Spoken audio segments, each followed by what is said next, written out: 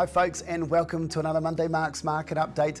Today I'm going to talk about a hot topic we get in the industry all the time, which is agents that quote higher sale prices and lower fees to get business. So I'm going to talk around how we deal with that in the industry. But just wrapping up the week that's been with auctions, there were 93 properties that went to auction with a clearance rate at 67%. So we're really seeing that clearance rate strengthen, and I think that's a good sign for the market.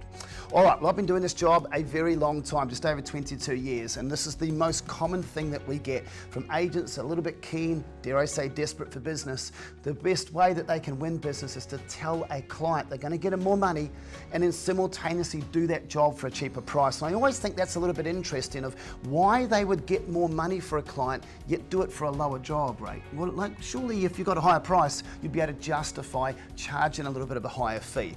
And the reason that this is an issue and something to be aware of is that they don't get higher sale prices, and that fee that they charge, although it might seem cheaper, is actually very, very costly. So I'm going to use a case study, and we've just encountered this situation, so it was top of my mind, and that's why I wanted to bring you to the classroom to show you that.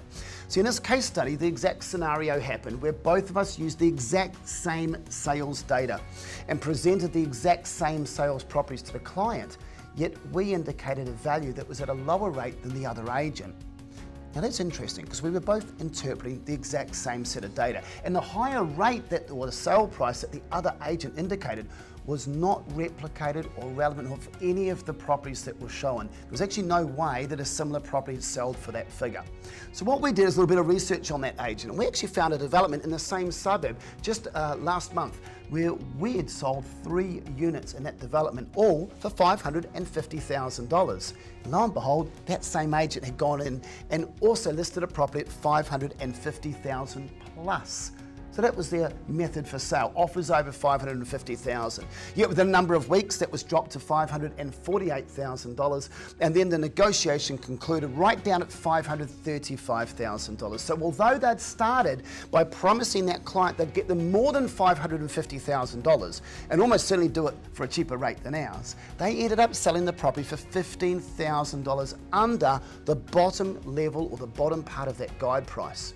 So this is interesting, isn't it? Because for the client that's considering using our services or the other agent, they've already illustrated what they can do with another unit in the same area.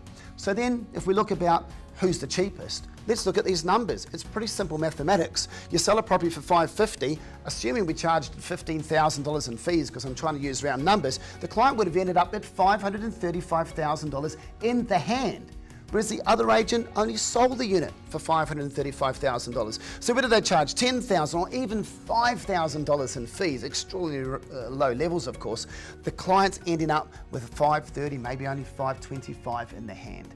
So the folks there, the learning there is that the cheapest agent, of course, is the one that gets you the highest price, not the one that promises you the highest price, the one that actually gets to the highest price. They're two very different things. And of course the fee rate is going to mean the agent getting the higher price is always going to charge you more, but that higher money comes from the buyers and you actually get more money in the hand.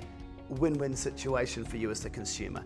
So be very careful folks, for agents that might tell you a higher fee rate, do it for a lower price and want to win your business, because it's the end result that you want to be looking at. Have a great day, see you next week.